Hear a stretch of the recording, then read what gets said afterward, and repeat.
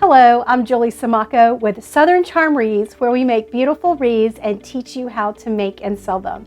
In this video, a sneak peek of this month's featured wreath in our Wreath Making of the Month Club.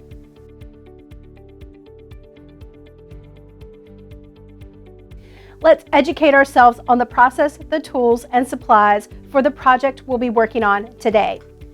First, why? Why these colors? Why is this mesh green and not red? Why are the ornaments red and not green?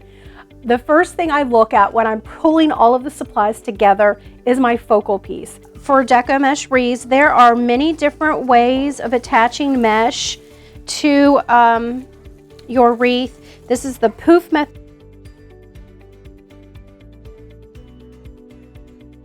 I'm going to be making on this wreath, the streamer's 13 inches long. Again, it's completely up to you how long you want to make your streamers.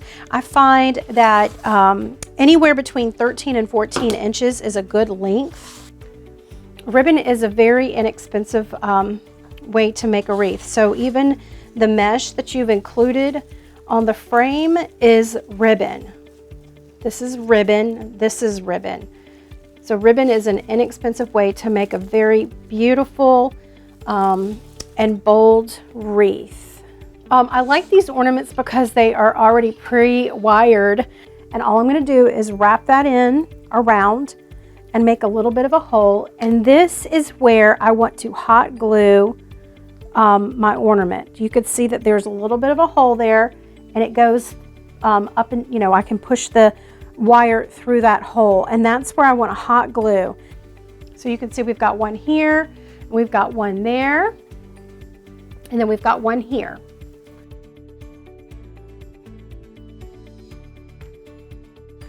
A lot of times I'm just going to flatten the wreath ribbon right here, all right? But I wanted to show you the difference. If you would just to take the time and pull all of your ribbons out just like this, because a lot of people just don't take the time to position their ribbon. They think that they've added it and they're done, when if they just took a little bit more effort into styling their wreath, it makes a huge difference.